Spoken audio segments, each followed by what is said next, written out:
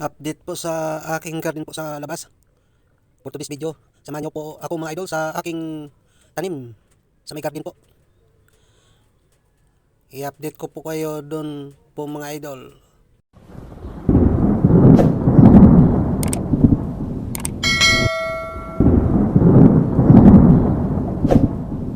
Dito na po ako sa garden. Mga idol, ito na po yung tanim ko pong alugbati. Wala na po yung ampalaya kasi namatay na po. Pinagtatanggal ko na po. Ayun na po yung ibang ampalaya. Natuyo na po. Pinalitan ko po ng alugbati. Tsaka yan po yung mabago kong tanim. Papaya. Maliliit pa po. Yung buto po ng papaya, sinaboy ko po dyan.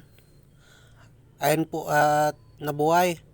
Hindi ko lang po alam kung saan ko po tatanim yan. Yan po, update naman po dito sa aking gabi. Parang nagbansot kasi yung mainit. Tsaka inuod po, ayan o.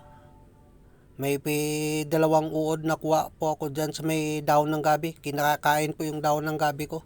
Yan naman po mga halaman ko po mga idol. Tataba. Alaga po sa dilig. Wow! Yan po yung tuba-tuba. Namatay po yung isang puno. Yan po yung sampagita. Yung malunggay. Yan naman po yung alugbati.